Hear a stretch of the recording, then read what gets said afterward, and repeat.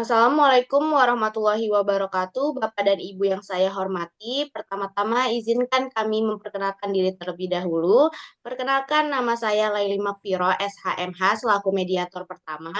Yang kedua ada Shana Miftah Salsabila, SHMH, selaku mediator kedua. Dan ada Syifa Dila Subagio Putri, SHMH, selaku mediator ketiga. Di sini kami sebagai mediator yang telah dipilih oleh Bapak Ibu. Selanjutnya kepada Bapak Ibu, saya berikan kesempatan untuk memperkenalkan diri masing-masing. Baik, perkenalkan nama saya Diaura Fadila selaku istri dari Muhammad Dewanto Adi Saputra. Perkenalkan, saya Muhammad Dewanto Adi Saputra selaku suami dari Dea Aura Fadila. Baik, jika begitu, dikarenakan Bapak dan Ibu sudah bersedia untuk mengikuti proses mediasi, maka hari ini kita langsungkan saja. Pertama-tama, saya ingin menjelaskan bahwa mediasi yang Bapak Ibu lakukan saat ini tidak lain merupakan cara penyelesaian sengketa melalui proses perundingan untuk memperoleh kesepakatan para pihak dengan dibantu oleh para mediator. Adapun saya sebagai mediator merupakan pihak netral yang membantu para pihak dalam proses perundingan guna mencari berbagai kemungkinan penyelesaian sengketa tanpa menggunakan cara yang memutus dan memaksakan sebuah penyelesaian.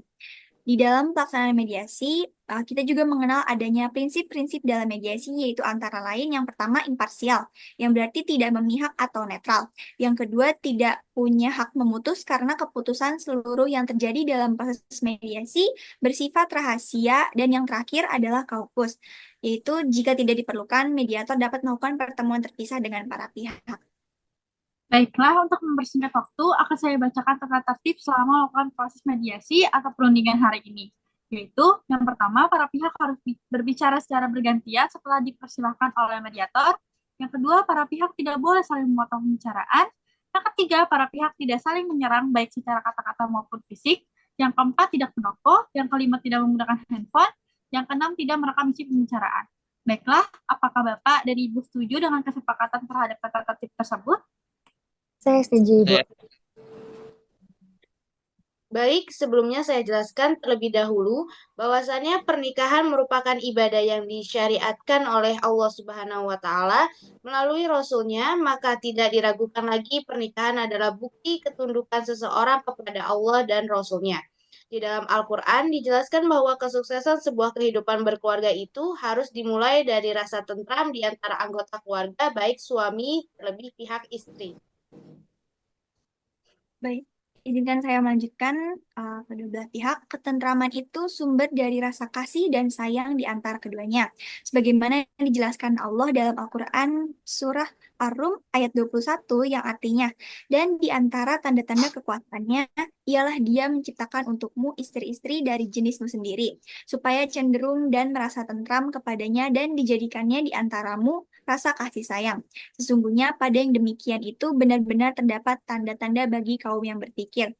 Ayat tersebut dapat disimpulkan bahwa tujuan perkawinan dalam Islam ialah untuk mencapai ketenangan hidup yang diliputi kasih sayang lahir batin dari kedua suami istri, menjaga diri seseorang agar tidak mudah jatuh ke dalam lembah kemaksiatan terutama perzinahan, dan untuk mewujudkan keluarga muslim yang sejahtera, bahagia, tentram, dan damai, serta melambangkan kehidupan menurut ajaran agama Islam sehingga mencerminkan keluarga yang taat menjalankan ibadah.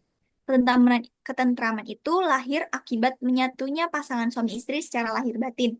Masing-masing, baik laki-laki maupun wanita, memiliki kekurangan yang menjadikan hatinya bergejolak, pikiran kacau, tetapi dengan perkawinan atau penyatuan, diharapkan kekurangan itu tersempurnakan, sehingga gejolak tersebut teredam dan kekacauan itu terjernihkan. Inilah bagian dari makna hadis Rasulullah SAW. Baik, Bapak Adi dan Ibu Dea, bahwasanya pada saat-saat ketika marah ada setan yang terlibat di dalamnya. Islam sendiri telah berwasiat pada suami istri untuk senantiasa memelihara sifat marah ini sebagai berikut. Sabda Nabi Muhammad SAW, barang siapa yang menutupi aib seseorang muslim di dunia, niscaya Allah akan menutupi dosanya pada hari kiamat. Ingatlah, wahai suami istri muslim, menyebarkan rahasia rumah tangga itu akan mengancam runtuhnya kepercayaan di antara suami istri. Hal itu justru akan semakin menambah persoalan, bahkan bisa terancam kehancuran dan keruntuhan hidup berumah tangga. Setiap pasangan suami istri bisa saling merasakan segala kelelahan, kebingungan, maupun kesalahan-kesalahan rumah tangga lainnya. Dengan penuh kasih sayang, mereka akan mudah untuk saling merasakan suka duka dengan penuh pengertian dan saling memaafkan sepanjang hidupnya. Terutama di saat salah seorang di antara mereka berbuat salah dan keliru dalam menjalankan kewajiban hidup sehari-hari. Hendaknya setiap kita senantiasa menjauhi pertengkaran yang penuh rasa dengki dan prasangka, seyogyanya pihak yang sadar untuk senantiasa memaafkan kesalahan pasangannya dengan penuh ketulusan, tanpa harus membeberkan berbagai kesalahan dan kesilafannya itu pada orang lain atau pihak ketiga. Selain dengan menumbuhkan kesungguhan dalam menghilangkan jejak perselisihan itu dengan penuh bijaksana. Apakah kalian tidak merindukan pada masa-masa awal pernikahan dulu? Baiklah, saya mempersilahkan kepada pihak Dea Aura Fadila untuk menyampaikan keterangannya. Bagaimana dengan Bu Dea? Iya Ibu, terima kasih untuk kesempatannya. Jadi begini dulu perkaranya. Suami saya saat ini sudah tidak lagi memberikan nafkah material yang cukup kepada saya dan anak saya, yaitu Adi Hidayat.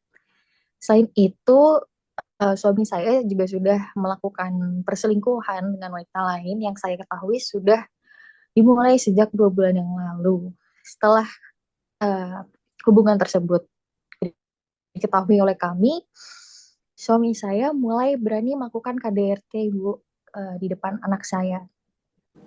Baik, Ibu Dea merasa kecewa dan marah atas kejadian ini. Saya sangat kecewa dan jelas sangat menyayangkan, Bu, dengan apa yang dilakukan oleh suami saya. Lalu Ibu menginginkan agar pihak kedua bertanggung jawab atas dampak yang ditimbulkan dari perselingkuhan dan KDRT tersebut, benar? Iya betul Ibu, saya merasa sangat dirugikan dengan terjadinya hal ini. Oke. Bentuk tanggung jawab seperti apa nih yang diminta Ibu Dea kepada Bapak Adi? Untuk tanggung jawab, mungkin saya ingin meminta memutuskan hubungan dengan perempuan selingkuhannya, yaitu dari si suami saya, uang nafkah anak saya setiap bulannya, serta perawatan biaya luka-luka atas KDRT yang dilakukan oleh beliau. Baik. Setelahnya mungkin Bapak Dewanto Adi bisa untuk menyampaikan pendapatnya. Saya tidak melakukan perselingkuhan yang dikatakan oleh istri saya. Saya memang tidak menafkahi anak kami karena saya baru saja di PHK, Bu. Saya sedang berusaha mencari pekerjaan baru, tetapi belum ada tempat yang menerima lamaran saya. Saya mengakui perbuatan KDRT saya karena emosional saya saat itu. Suami saya berbohong. Dia tidak melamar kerja di mana-mana. Dan saya melihat sendiri bahwa beliau hanya bermain game saja seharian. Baiklah, izinkan kami meluruskan perbedaan persepsi antara kedua belah pihak. Jadi, dimaksud dan tujuan awal pihak kedua ini adalah untuk memperbaiki hubungan pernikahan antara Ibu Dea dengan Pak Adi dari segala tuduhan-tuduhan yang diberikan oleh pihak satu. Lalu, apakah pihak kedua selaku Pak Adi bersedia untuk bertanggung jawab atas perbuatan yang telah dilakukan? Dilihat dari kejadian tersebut merupakan titik awal kekecewaan dari istri Bapak. Saya bersedia melakukan apa yang diminta oleh istri saya. Saya siap untuk bertanggung jawab atas kekerasan yang pernah saya lakukan, dan saya bersedia menafkahi anak dan istri saya setelah saya mendapatkan pekerjaan selagi saya berusaha mencari pekerjaan yang layak. Sebelumnya, saya mohon maaf, Bu. Saya lakukan itu semua karena saya sudah tidak kuat dengan perlakuannya selama ini terhadap saya. Saya berusaha untuk menuntut keadilan atas apa yang sebenarnya terjadi dan menjadi hak saya. Jika suami saya bersedia untuk bertanggung jawab atas ini semua, saya menerima, tapi tidak dengan perilaku perselingkuhannya. Saya mengaku hilaf atas kejadian tersebut. Baiklah, kami menyarankan bagaimana keduanya untuk saling mengintrospeksi diri dulu, menenangkan pikiran dan hati kalian, dan saya berharap untuk dipikirkan secara matang. Serta untuk Pak Adi terus berusaha untuk mencari pekerjaan yang layak untuk menghidupi keluarga Bapak. Ya Ibu, terima kasih atas saran-sarannya, tapi saya sudah tidak sanggup lagi untuk menerimanya dengan adanya persoalan perselingkuhan hingga saya tetap dalam pendirian saya untuk membawa persoalan ini berlanjut ke persidangan. Baiklah, kalau begitu, karena proses mediasi dianggap tidak berhasil karena tidak adanya kesepakatan antara kedua belah pihak, maka perkara ini akan tetap dihadirkan dalam proses selanjutnya, yaitu persidangan. Terima kasih. Baik Bu, terima kasih Baik, atas waktunya. Bu, terima kasih atas waktunya.